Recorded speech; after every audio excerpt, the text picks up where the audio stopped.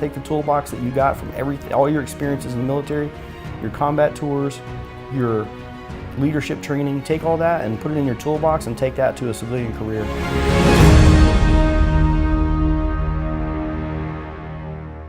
Valor Magazine sitting down with Ross Doblbauer.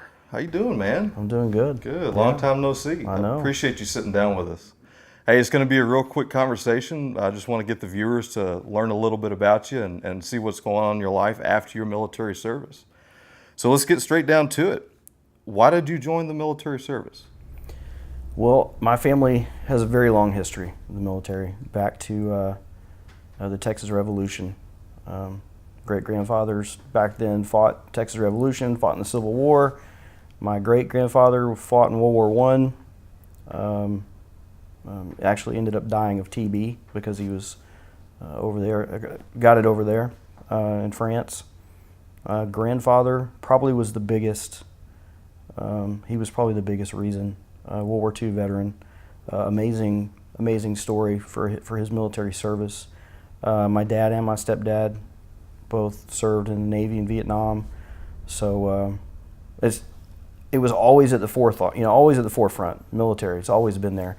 But my grandfather probably, everybody looks up to their grandfather, but for me, he was just an amazing man.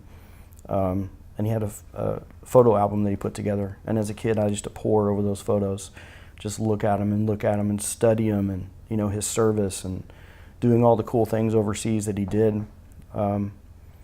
So it just seemed natural. I wanted to pursue a career in law enforcement, but I also wanted to serve in the military, which is why I joined the Marine Reserve. Did the Marine Reserve for a total of 8 years and served as a police officer. That's when I got into my law enforcement career, started there. Marine Reserves, United States Marine Corps. A lot of men and women strive to become Marines. Tell me why you chose the Marine Corps. I guess I just didn't want to half-ass anything, At the time, I was 18, 19 years old, and everybody sees Dress Blues. They know the history, and me being into the military as a kid, I knew about the Marine Corps. I knew what their history was. I knew what their traditions were. I wore Marine Corps t-shirts when I was 9, 10 years old, so for me, it was really not a question. I talked to a couple different recruiters, but I was that guy that walked into the Marine recruiting office and said, "I'm here to enlist," and they're kind of like, "What?" So that's why I chose it. It is the Marine Corps. Tell me a little bit about your boot camp experiences and what they meant to you. I'm actually, because of Facebook, I'm actually friends with guys that I went to boot camp with 27 years ago when I went to boot camp.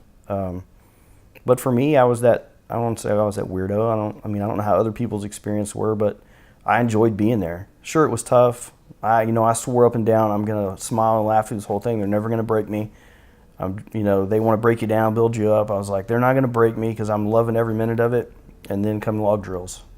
And they broke me down, log drills. But they're masters at what they do. But I really I enjoyed it. I had a good time. I made good friends. One of my friends, Eddie Payment, we used to harass each other all the time, and then come the swim, the week when you do your swim qual, we kept getting back in line to jump off the big tower. And we probably got away with it about 3 times, and then finally the drill instructor that was up on top of the tower was like, "You're done. Stop climbing up here to jump off of it." So, I just think wherever you are, just make the best of it. That's what I tried to do. During your time in the Marine Corps, tell me some most memorable experiences that you had. I would have to say, being in the Marine Reserve, you're not doing it every day, but when I did a couple deployments with them. I went to Norway twice. That was amazing. That was just a great experience, that I still look back on now and think about how lucky I was or blessed I was to be able to make those trips. Time spent at Camp Pendleton, time spent at Camp Lejeune. They all seem like distant memories now, but yeah, they were good times. So after you were done with the Marine Corps Reserves, what did you do as far as military service then? I got out of the Reserves, and I was doing police officer full time. and then September 11th happened, and I looked at myself and I said, I'm 31 years old. I have many more years to give good service, and like everybody, it was kind of a very patriotic time. So I went back to the Marine Corps, and they said, we'll take you back in the reserves, but we're not going to reclass you. And I was an armorer. I repaired weapons systems. And so I didn't want to do that anymore. If I was going to serve and we were going to do the global war on terrorism, I wanted to be pulling triggers and not fixing them. So they said, we're not going to reclass you. You can be an armorer, or you cannot re-enlist. So I started looking out, and a coworker of mine at the police department, he said, go talk to this young lieutenant, the scout unit in Dallas. So I went over there, and that was it. I talked to him, and he's now a lieutenant colonel. He commands a infantry battalion. Awesome guy. He just fired me up, said we love foreign Marines and the scouts, and it was a brigade reconnaissance troop. The captain called us we were his motorcycle gang. We did what we wanted. There was only 50 of us, and we answered to the 06. So it was amazing, and I was truly blessed to get into the National Guard in a unit like that, full of combat arms guys, former Marines, things. So I did the National Guard. I re-enlisted July of 02, and by December of 04, I was in Baghdad. So that was the whole reason. The whole reason a lot of guys signed up back then was you wanted to go get, in the action. You wanted to go defend. You wanted to go basically fight. So it was surreal for me to think that quickly, here I am standing on the roof of Saddam's palace in downtown Baghdad. It's just crazy how quick it happened. July of 2002 is when you enlisted into the National Guard. Mm-hmm. Yep. How long of a trek did that last? When did you get out? My requested retirement date was September 11th, 2017. So there's a lot of things in play with the numbers game the state plays, but I've seen the orders. I consider myself fully retired. They just probably won't process it until after October 1. But yeah, it's been a crazy ride. I re-enlisted as an E5. I was an E5 in the Marines. Re-enlisted as an E5, and I'm retiring as a first sergeant. So I had some great mentorship on the Army side, great leaders, senior NCOs and officers, who and I can tell you the National Guard is totally different than even when I joined in 02, pre-invasion, pre-MOBs, now it's a totally different beast. The level of professionalism and the combat experience, and it's very rare to see somebody who's an E6 or above walking around that doesn't have a combat patch or doesn't have a CIB or CAB or something. And I remember in 02, we were in awe of Desert Storm guys who had a combat patch, Now everybody's got them. And that's a huge pool of experience, for sure. So during your time in the National Guard, how many deployments did you go on? I did 2 deployments. I did Iraq. I was mobilized in August of 04, and I got off active duty January of 06. But we spent the whole, all of 2005 was in Iraq. And then 2000, got mobbed again in October 2009, and got off active duty January of 11. Did the whole year of 2010 in Afghanistan. So, and that's one of the great things about the National Guard. So when you're in an active unit, you're with the people you're with. Some of them PCS, some of them, get out, whatever. With the National Guard, it's pretty awesome that we all know each other outside of the military. So even when I retire, I still see these guys all the time. And I think that's really important too after combat tours, because you have some veterans who, let's say you did 4 years in the Marine Corps, you spent 3 of that in Afghanistan fighting in Helmand. You come home and you get out, where do you go? You go home to your hometown. There's nobody there who knows your experience. There's nobody there.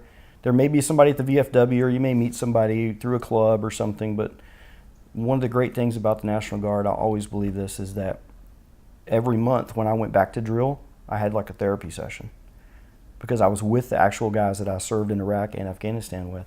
and you build a bond with them to the point that when the Afghanistan tour came up, it was totally voluntary.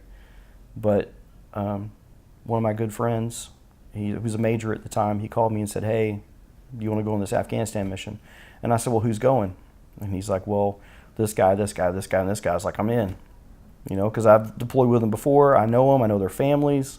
It's, I guess it's kind of a comfort level. But then when you come home, they don't ship you back to your home of record in whatever state and leave you out there hanging. So it's pretty cool, I think, that, I can drive 10 minutes and be hanging out with somebody that I deployed with. The deployments you went on in the National Guard, talk about those a little bit. The first deployment, 04-05, was definitely a crazy deployment. It was a once-in-a-lifetime deal. Multinational force, MNFI Iraq, needed a security platoon or security troop company, and they said they would only utilize infantry or Cav Scouts. So our brigade, as the Brigade Reconnaissance Troop, there was 50 of us. Colonel gave us away to MNFI. They sent us to PSD school. They sent us to a couple of specialized things, and they sent us over there in plain clothes with beards. And the stressful part of that was we were doing a mission that had never been done by a traditional Army force, like regular combat arms guys. And what the counterintelligence agents were doing is anytime they had to go meet with a source, they would have to empty the whole office. All the agents would have to go to provide security. So what our team did is we came in and I took over the security. I had Basra, all of southern Iraq and into Kuwait. So I came in, and what me and my guys, we took over the security. So that allowed the agents, we could just transport one agent and go and do source meets, while the other agents could stay there and do source meets. They could keep working on their mission. But it was very stressful because it hadn't been done, and there was no support. We didn't have radio contact with anybody. We didn't have GPS other than the civilian versions that we bought. There was no medevac coming. There was no Apaches. There was no tanks. It was just me and 6 other National Guard guys in level 6 vehicles, sometimes local vehicles with no armor, moving around southern Iraq. And at the time, you just do the mission. You do the best you can. You keep them safe. And I think that's one thing I'm very proud of, is that 0 loss of life or injury from my team.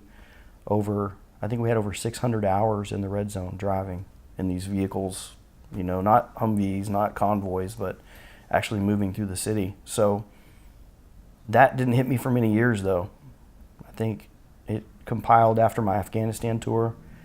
We went with 66 guys on an agriculture team to Afghanistan, and we came back with 48 that were what you could refer to as whole. I think our worst injury was one of our officers lost a foot. No one was killed, but we took a lot of IEDs, took a lot of small arms fire, things like that. So all that compounded, and I think that's where the stress came back, is later on in life I started really thinking about how dangerous that Iraq tour was, and how I kind of had a sense of abandonment. Like the big army kind of abandoned us, pushed us out there to do this mission, didn't equip us, didn't give us what we needed. So I think that's when, I won't say I was definitely, there was anxiety, but you just push through it. You push through the mission, you make it happen. But I think years later, that's when it compiled, and I kind of had some issues with it, thinking back.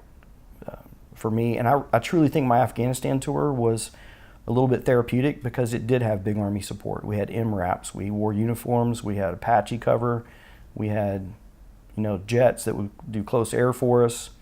So I think all that kind of renewed me a little bit. But of course there's stress no matter where you're at. While you were overseas deployed on those 2 deployments,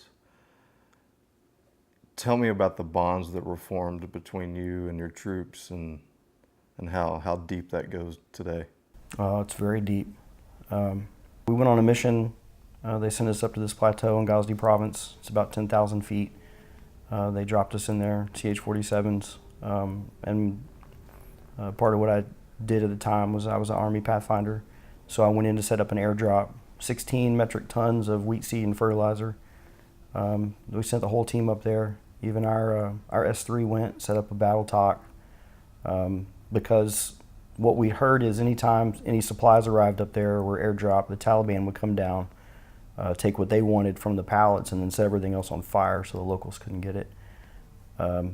So they sent us up there to do that mission, and the Taliban, I guess, were watching us the whole time. And we have some technology where we can monitor all their radio frequencies. And they said there was 8 of us that were assigned to be on the drop zone in the wood line. And so those 8, the Taliban did show up. They did surround us. But the 8 of us started calling ourselves the Ocho. And so that's a very tight bond with the Ocho guys. One of them, Robert, he took his life in 2012, some PTSD related issues. That was hard, to lose one of those guys that you were so tight with. But yeah, the bonds, you can't, there's nothing that compares. You can have a brother, you can have a sister, and you can be tight with them, but there's nothing compared to that, having served in combat with somebody. During your 2 combat tours, were you awarded any medals or citations or anything that stands out? Yeah, obviously I'm probably most proud of my combat infantryman's badge. That's a big one for me. I got a Bronze Star for Afghanistan, and I know a lot of people say those are rank dependent. My unit was very, very adamant about you have to earn it. And the 101st, who's what fell under the 101st, said you have to have combat service. If you're not getting a Bronze Star for sitting on the fob monitoring ammunition or whatever. So they were very adamant that you had to have combat service in your citation in order to get it approved. So I'm proud of that one. Really, I used to joke with people and say, if you hang around long enough, they'll hang something on you. So, but I truly am. Probably am proudest of my combat infantry badge. So you spent a long time in the National Guard and the Marine Corps. Do you remember the last day that you put on a uniform? Well, it was probably, I want to say last June or July was my last drill weekend, leading up to my retirement on September 11th. It's just one of those things where I'm very proud of it, very proud of my service, but I'm not going to just dwell on it. I think I see people who do that a lot in the veteran community. They just dwell on it and become disgruntled or for whatever reason. But I think for me, it's more about taking all of that experience, the leadership training, taking all of that and moving forward, being proud of it and being able to look back and say that, I had a good time and I tried to take care of my soldiers the best I could, but not have that define you as a person. So your time in the National Guard was an extensive amount of time. What were you doing as your normal job during that time? I got into law enforcement and I first started in 1992. So I just recently retired from Duncanville Police Department. I had a total of 25 years of law enforcement, full-time law enforcement, concurrent with doing my military service. I always joke and say that's 40-something years of beat down on top of it. I should feel older, I guess, but yeah, in my law enforcement career, amazing. I loved every part of it. I tried to do anything that they would let me do. I tried to do it. Motorcycle cop, school resource officer, SWAT, hostage anything that they would open up to me, I would do it. So I retired as a sergeant and was the CID sergeant. I was just loving that, supervising narcotics and having a great time, but it just kind of got to the point for me where I was stale. I'd been there a long time, I've been doing it a long time, and I guess looking back to my National Guard reenlistment, I think I'm only 47 I still got plenty to give, so just find something else to do. Going from the Marine Corps to police work, obviously you'd already gone to boot camp first. How did training in the boot camp prepare you for being a police officer? Well, I think my service in the Marine Corps set me up for success in everything I've done. I mean, because that's really the core of when, you know, I was a very lackluster student in high school. Not because I wasn't intelligent, it's because I really didn't care. I was like, tell me what I have to do to check the box, and I'll check the box and let's get out of here. And I even thought about not finishing high school. I almost walked away from it.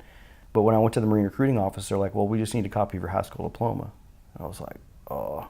So there's the Marine Corps, even before I got in, encouraging me to do the right thing, you know, to make those steps, to do it right. And then the Marine Corps, you know, it's definitely a cult, but they teach you to accept nothing but the best, to always give 110%. And, you know, one of my drill instructors said, just because you graduate boot camp doesn't mean anything. You don't say, I graduated boot camp, so now I can take my rucksack off. No, he's like, you have to carry that pack every single day. You have to move forward. You have to get better and better. So when it came time to apply at police departments, you know, sure, they look back and they say, oh, he was in the Marines, he did that.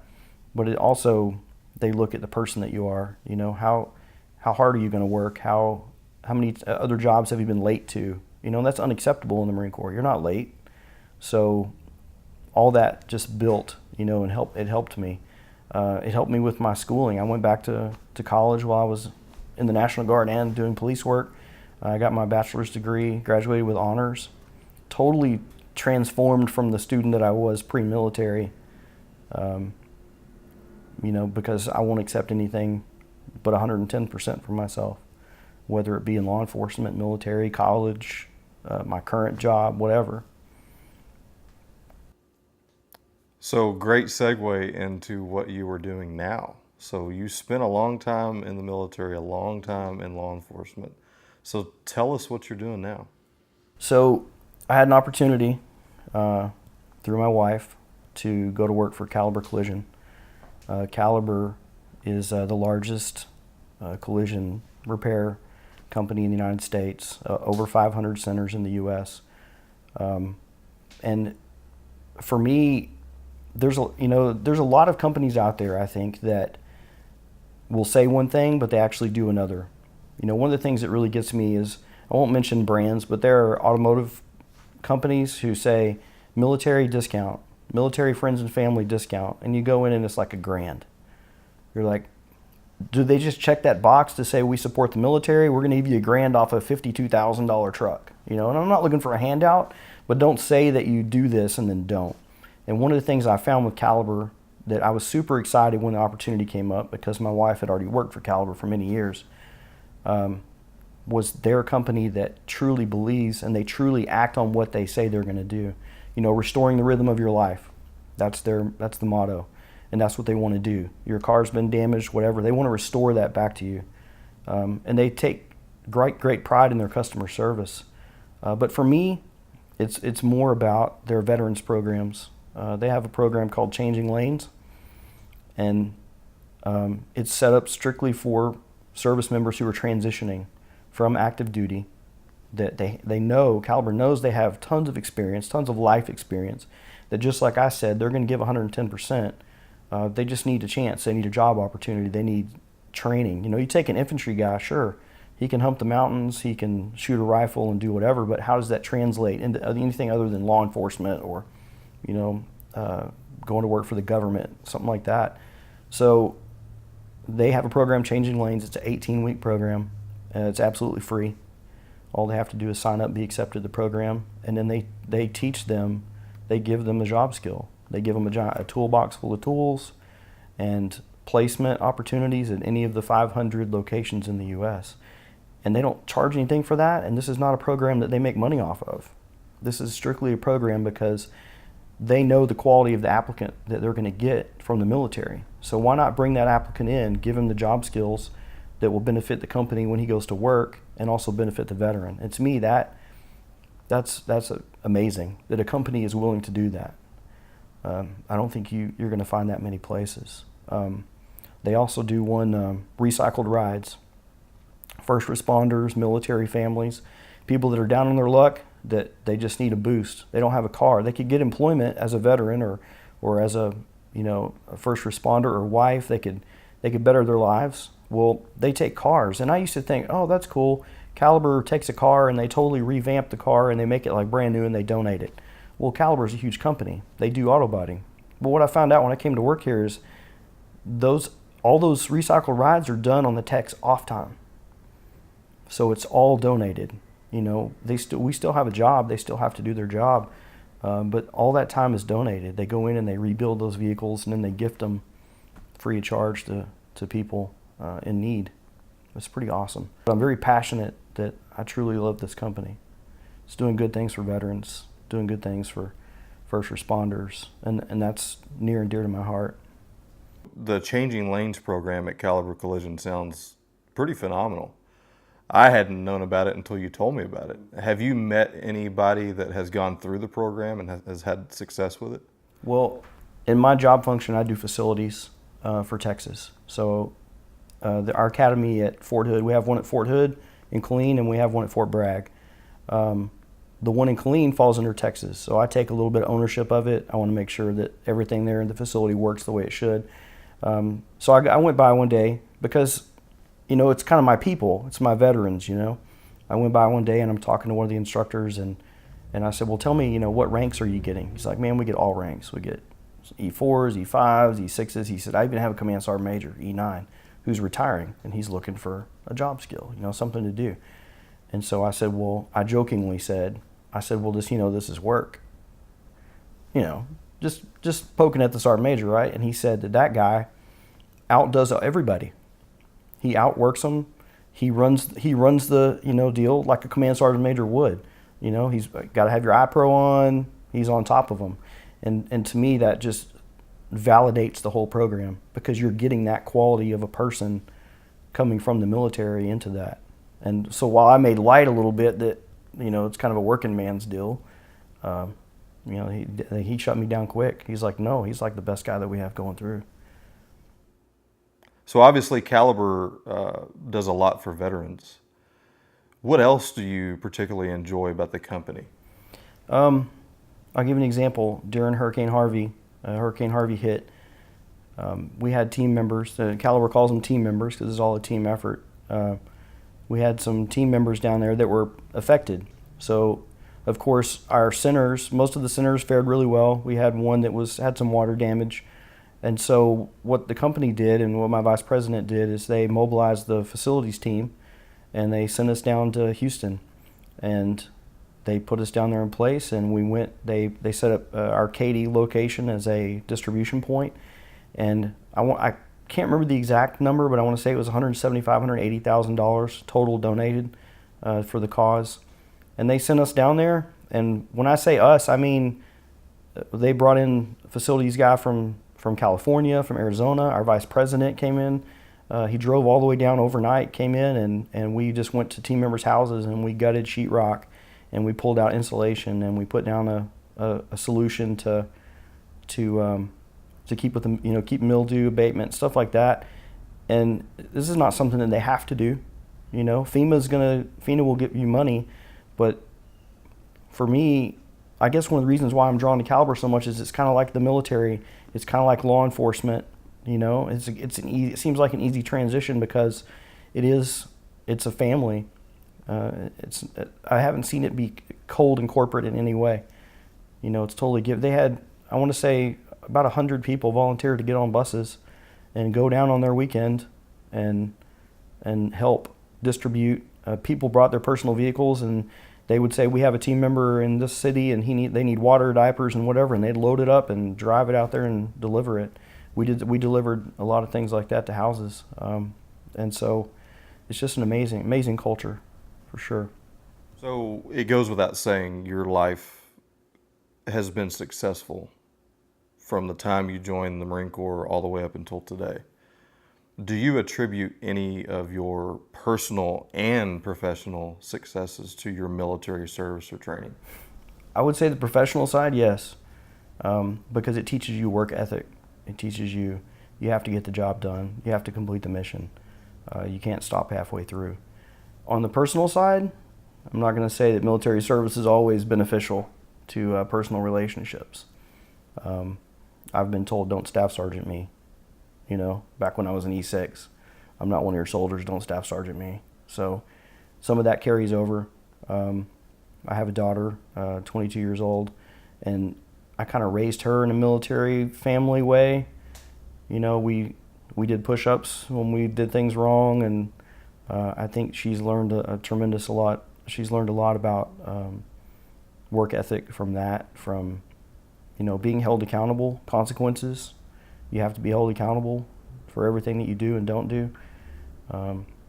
But as a whole, I'm not going to say military service, especially combat deployments, are good on the personal side. But it's something that you have to work through. And if you need help, just reach out. I mean, there's plenty of resources out there that can help you work through it. Who are the most influential people in your life right now? Obviously my grandfather, the memory of him, everything that he was and did. And honestly, I know this is going to sound cliche, but it's my wife. She's helped me tremendously as a person to grow, to step back and look outside of how I normally would handle something based on military or law enforcement, because she has no experience in either of those categories, which is awesome. But and she really hasn't known me much as a police officer in the military. We've been together about a year, so I would say that she's a huge impact on me right now, for sure.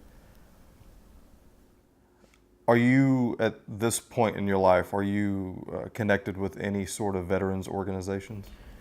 So I've been riding motorcycles since I was 5-6 years old. My stepdad always encouraged that by providing motorcycles and support.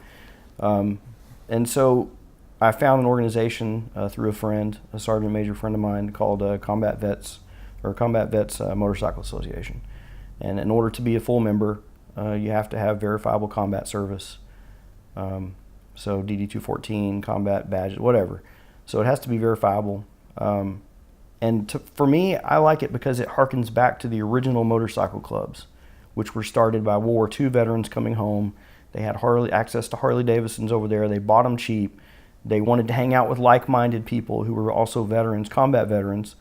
And so the whole motorcycle club has transitioned a lot over the decades. But I like CVMA because it goes back to the roots, which is all combat vets that want to ride and they want to support veterans. Our motto is Vets Helping Vets, and we truly do. My chapter has the Tyler Veterans Home out in Tyler, Texas.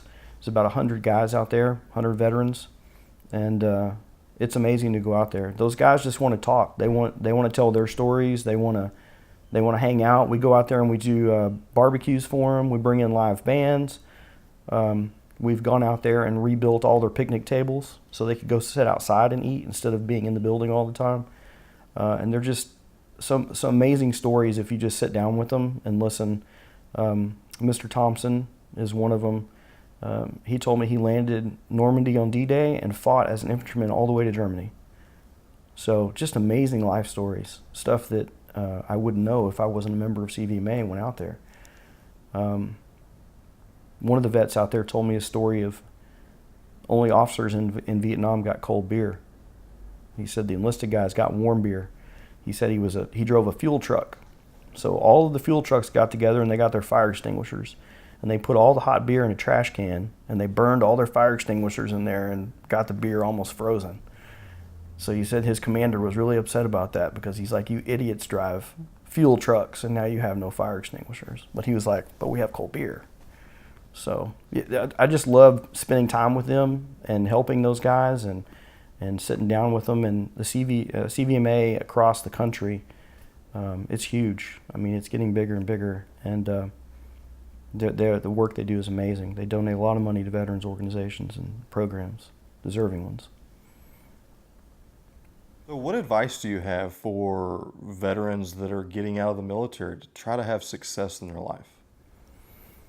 I think the biggest thing is don't let your military service define you. Don't, don't be that disgruntled veteran, and take the toolbox that you got from all your experiences in the military, your combat tours, your leadership training. Take all that and put it in your toolbox and take that to a civilian career, but don't let it define you. I'll tell you right now, no one cares if you were a first sergeant in the infantry. No one cares.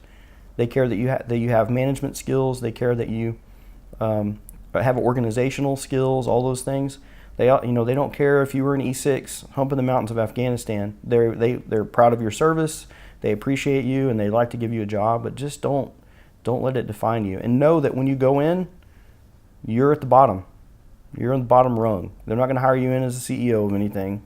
They're not going to give you some amazing position. You're going to have to do just like you did in the military, just like in law enforcement. You start at the basement, and through your efforts and through your work performance, which you obviously, hopefully have from your military service, you can grow in that company and get to where you want to be.